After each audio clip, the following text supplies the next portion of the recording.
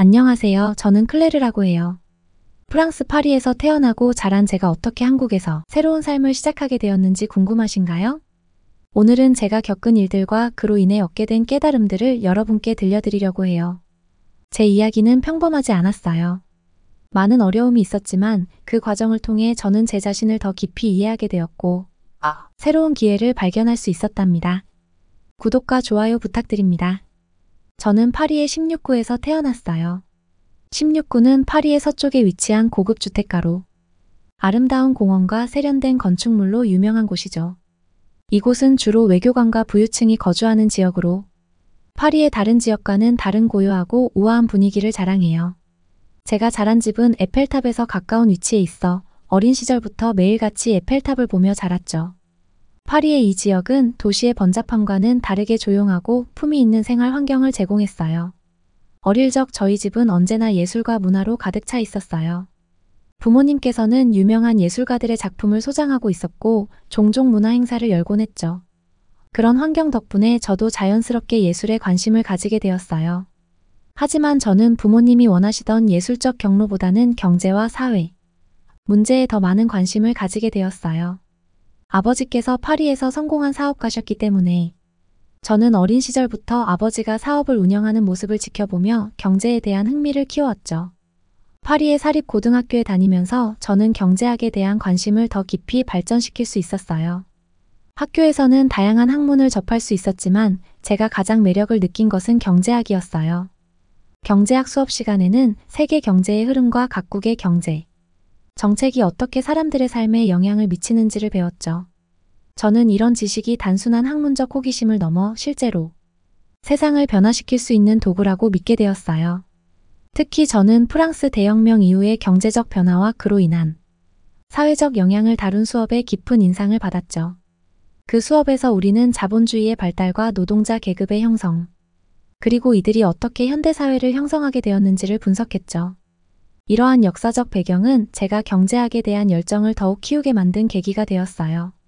고등학교 시절 저는 다양한 경제 관련 책들을 탐독했어요. 아담 스미스의 국부론부터 존 메이너드 케인즈의 고용, 이자 및 돈의 일반 이론까지 다양한 경제학 이론들을 공부하며 저의 사고를 확장시켰죠. 이 시기에 저는 경제학이 단순히 이론적 지식이 아니라 현실 세계에서 사람들의 삶을 개선할 수 있는 강력한 도구라는 것을 깨달았어요. 그리고 이 깨달음은 제가 파리 정치대학에서 경제학을 전공하게 되는 중요한 계기가 되었죠. 고등학교를 졸업한 후 저는 파리 정치대학에 입학했어요. 파리 정치대학은 정치, 경제, 사회과학 분야에서 프랑스뿐만 아니라 세계적으로도 명성이 높은 대학이에요. 이곳에서 저는 경제학과 금융학을 전공하게 되었죠.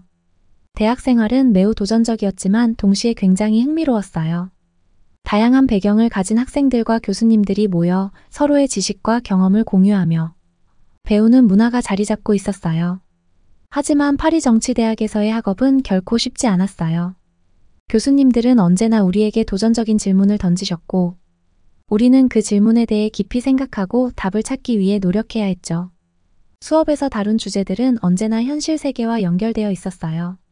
예를 들어 우리는 글로벌 금융 위기의 원인과 그로 인해 파생된 다양한 경제 문제들에 대해 토론하고 해결 방안을 모색했죠. 이러한 과정은 제가 경제와 금융에 대한 깊은 이해를 쌓아가는 데 큰 도움이 되었어요. 대학 시절 저는 여름방학마다 다양한 인턴십을 통해 실무 경험을 쌓았어요. 파리의 금융 중심지인 라 데팡스에서 일하면서 저는 이론적으로 배운 지식들이 실제로 어떻게 적용되는지를 직접 목격할 수 있었죠. 특히 글로벌 금융시장의 복잡성과 그 안에서 자본이 어떻게 움직이는지를 이해하는 것이 얼마나 중요한지를 깨달았죠. 대학을 졸업하고 저는 파리의 한 유명한 투자은행에 취직하게 되었어요.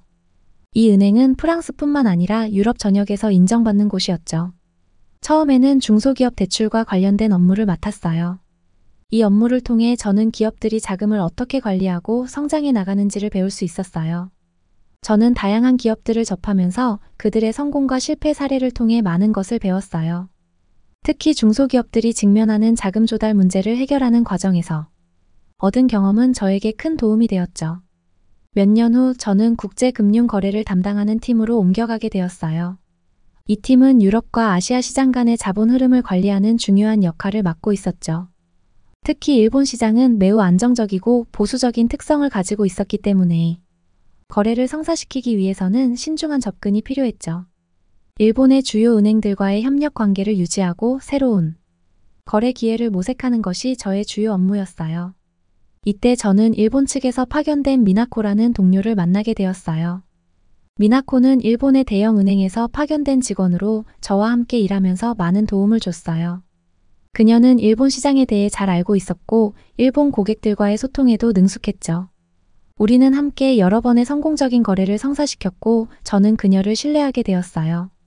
업무적으로 뿐만 아니라 미나코와는 개인적인 친분도 쌓게 되었죠. 종종 저녁 식사를 함께하며 서로의 문화를 이야기하고 삶에 대해 이야기하곤 했죠. 하지만 시간이 지나면서 미나코와의 협업에서 하나, 둘 문제가 발생하기 시작했어요. 처음에는 단순한 오해나 실수라고 생각했지만 그것이 반복되면서 저에게 큰 스트레스로 다가오더라고요. 그녀와의 관계가 점점 불편해지기 시작했고 저는 이 상황을 어떻게 해결해야 할지 고민하게 되었죠. 그러다 결국 작은 사건들이 터지기 시작했는데요. 첫 번째 사건은 제가 맡고 있던 국제 거래 중에 발생했어요. 당시 일본 측과 대규모 거래가 진행 중이었는데 거래의 성공 여부는 매우 중요한 순간이었죠. 미나코는 그 거래에 필요한 문서를 일본 측에 전달하는 역할을 맡고 있었어요. 그러나 어느 날 미나코가 무심코 중요한 문서를 잘못된 파일로 보내버렸어요. 문제는 그 문서에 민감한 금융 정보가 포함되어 있었다는 점이었죠. 그 문서는 실제로는 대내외 비공개로 유지되어야 할 정보였는데 미나코가 이를 실수로 일본 고객에게 보내버린 거예요. 이 일로 인해 우리 은행은 막대한 손실을 입었어요.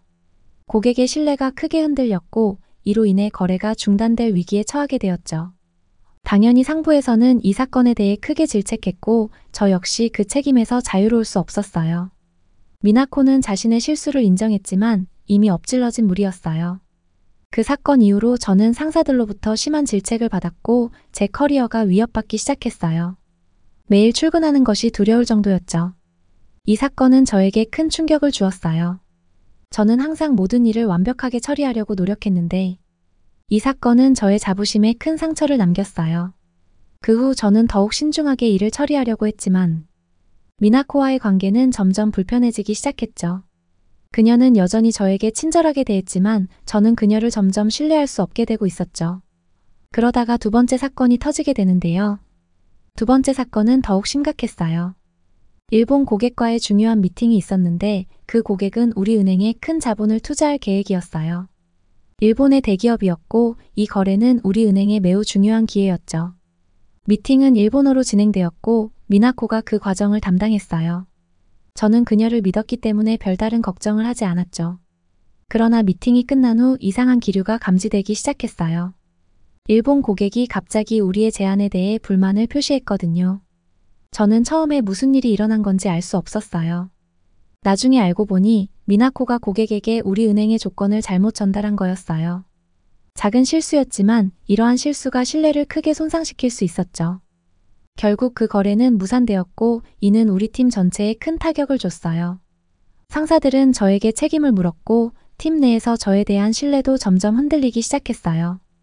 이때부터 저는 일에 대한 의욕을 잃기 시작했어요. 이 사건 이후 저는 상사들과의 관계도 어려워졌어요. 그들은 저에게 더 많은 압박을 가하기 시작했고 저는 매일 스트레스를 받으며 일을 해야 했어요. 하지만 그럼에도 불구하고 저는 이 상황을 극복하려고 노력했어요. 제 스스로에게 실패를 허용할 수 없다고 생각했죠. 하지만 상황을 다 극복하기도 전에 세 번째 사건이 터지고 마는데요. 세 번째 사건은 더욱 치명적이었어요. 미나코가 금융 데이터를 관리하던 중에 발생했는데 일본 본사로 보내야 할 중요한 데이터를 수정하지 않고 그대로 전송해버린 거예요. 일본 측에서는 이 데이터를 바탕으로 중요한 결정을 내려야 했는데 잘못된 정보로 인해 큰 혼란이 발생했어요. 이로 인해 일본 측과 우리 은행 간의 신뢰 관계가 심각하게 손상되었죠. 저는 이 문제를 해결하기 위해 밤낮 없이 노력했어요. 일본 측과의 통화를 반복하며 문제를 해결하려고 했지만 상황은 쉽게 나아지지 않았어요. 이 사건은 저를 정신적으로 매우 힘들게 했어요. 매일 밤 악몽을 꾸었고 일상생활이 거의 불가능할 정도로 스트레스를 받았죠. 결국 이 사건 이후 저는 더 이상 견딜 수 없다는 생각이 들었어요. 저는 이 시기에 직장을 그만두고 싶은 충동을 여러 번 느꼈어요. 하지만 쉽게 결정을 내릴 수는 없었어요. 저는 이 일을 사랑했고 금융 전문가로서의 제 커리어를 포기하고 싶지 않았거든요. 하지만 매일 아침 출근할 때마다 느껴지는 무거운 압박감과 스트레스는 저를 점점 더 힘들게 만들었죠. 단순히 저의 실수로 이루어진 잘못이었으면 참고 견디려고 노력했겠지만 그런 이유가 아니었기에 더더욱 힘듦이 무겁게 다가오더라고요. 미나코와 관련된 또 다른 사건이 하나 더 있었는데요. 그것은 아마도 그녀의 문화적 배경 때문일 수도 있겠지만 일본에서 온 동료들과의 소통 문제가 점점 심각해졌어요. 한 번은 그녀가 중요한 회의에서 무언가를 잘못 이해하고 보고서를 작성했는데 그것이 곧바로 큰 문제로 발전한 적이 있었어요. 그 보고서가 바탕이 되어 진행된 프로젝트는 결국 잘못된 정보로 인해 실패로 끝났고 그로 인해 저는 또 한 번 상사들에게 큰 질책을 받아야 했죠. 이러한 반복적인 실수들로 인해 저는 미나코와의 관계에서 점점 더 불편함을 느끼게 되었어요. 그녀와의 협업이 점점 더 어려워졌고 저는 그녀를 신뢰할 수 없게 되었죠. 그때 저를 도와준 사람이 있었는데요. 바로 수연이라는 한국인 동료였어요. 수연은 제가 힘들어할 때마다 옆에서 진심 어린 조언과 도움을 줬어요. 그녀는 한국에서 온 금융 전문가였는데 저와 같은 팀에서 일하면서 깊은 신뢰를 쌓게 되었죠. 수연은 저에게 따뜻한 위로의 말을 전해주었고 그 덕에 저는 조금씩 마음의 안정을 찾을 수 있었어요. 너무 신기했어요. 그렇게 힘든 상황을 겪었는데도 불구하고 수연과 이야기를 나누면 무거운 마음들이 가벼워졌거든요. 수연과 많은 이야기를 나누다 보니 한국이라는 나라와 한국 사람들에 대한 궁금증이 생기더라고요. 수연은 저에게 한국의 문화와 사람들에 대해 이야기해줬어요. 한국은 매우 효율적이고 사람들이 정이 많으며 일하는 방식도 체계적이라고 했죠. 특히 한국의 기업 문화는 프랑스와는 많이 다르다는 이야기를 들었어요. 한국에서는 팀워크를 중요시하고 직원들 간의 협력과 소통이 매우 활발하다고요. 저는 한국에 대해 더 많은 호기심이 생기기 시작했어요. 수연의 이야기를 들으면서 한국이라는 나라에 대해 점점 더 알고 싶어졌어요.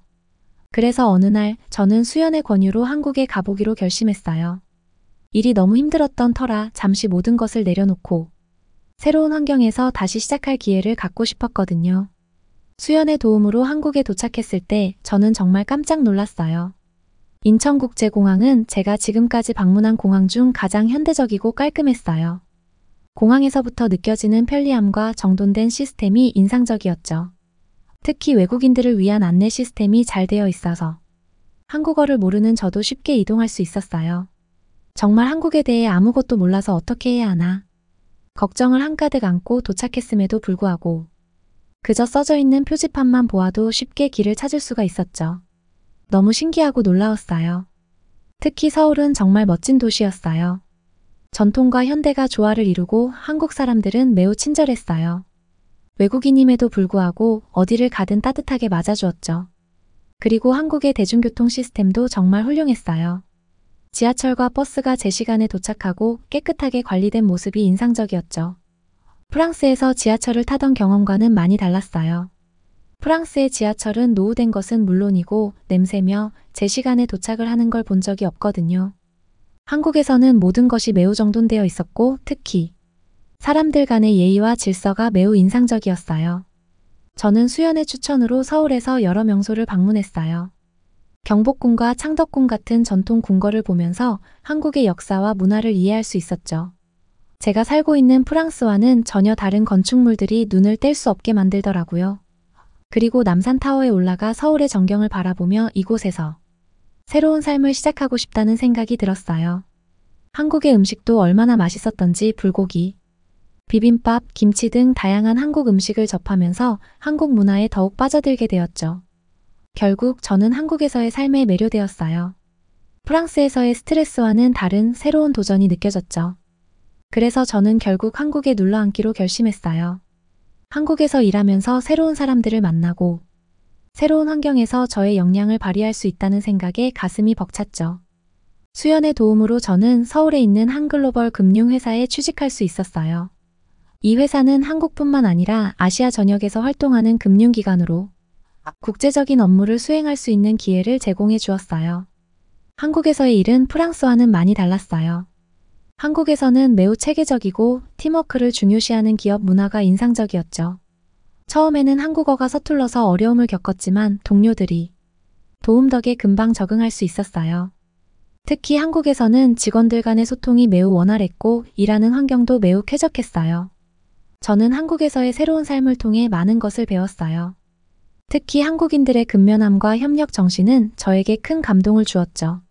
한국의 문화와 사람들에 대해 더 깊이 이해하게 되면서 저는 점점 이곳에 뿌리를 내리게 되었죠. 이제 저는 서울에서 안정적인 삶을 살고 있어요.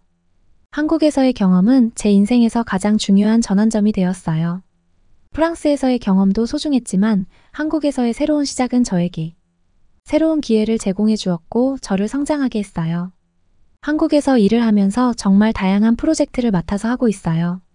특히 아시아 시장을 겨냥한 새로운 금융 상품을 개발하는 팀의 리더로 활동하게 되었죠. 이 과정에서 저는 한국의 금융 시장에 대한 깊은 이해를 쌓을 수 있었고, 그 덕에 많은 성과를 올릴 수 있었어요. 한국에서는 빠르게 변화하는 시장 환경에 맞춰 빠른 결단과 유연한 대처가 요구되었는데, 이러한 점이 저에게는 큰 도전이었지만 동시에 매우 흥미로운 경험이었어요. 한국에서의 일상도 매우 만족스러웠어요. 스트레스가 쌓일 때면 주말마다 친구들과 함께 한강공원에서 자전거를 타거나 근교의 산을 오르며 스트레스를 풀고 있죠. 한국의 자연은 정말 아름다웠고 또 계절마다 다른 매력을 보여주는 게 저는 제일 마음에 들었어요. 특히 가을에는 단풍이 물든 산을 오르는 것이 가장 큰 즐거움이죠. 한국에서 완전 정착하기 위해 저는 한국어도 천천히 배우기 시작했어요. 처음에는 어려웠지만 조금씩 익숙해지면서 한국 사람들과의 소통이 더 원활해졌죠. 한국어를 배우면서 한국 문화를 더 깊이 이해할 수 있었고, 일을 하는 데에도 훨씬 수월해졌다고나 할까요? 제가 이곳에서 더 편안하게 지내는데 큰 도움이 되고 있죠. 프랑스에서의 삶과는 많이 다르지만 이곳에서의 새로운 경험들은 저를 더욱 성숙하게 만들고 있어요. 한국에서 새로운 친구들을 만나고 새로운 문화를 경험하면서 제 자신을 다시 발견하게 되었죠. 그리고 무엇보다도 한국에서의 삶을 통해 저는 진정으로 행복을 찾을 수 있었어요. 지금까지의 사연 어떻게 들으셨나요? 이 이야기를 통해 여러분께 전하고 싶은 메시지는 인생에서 새로운 도전을 두려워하지 말라는 것이에요. 때때로 어려운 상황에 직면할 수도 있지만 그것을 극복하고 나면 더 큰 성취감과 행복을 느낄 수 있을 거예요. 바로 클레르처럼 말이죠. 여러분도 여러분의 인생에서 최고의 선택을 하기를 진심으로 바랍니다. 다음에 더 재밌는 사연으로 돌아오겠습니다. 감사합니다.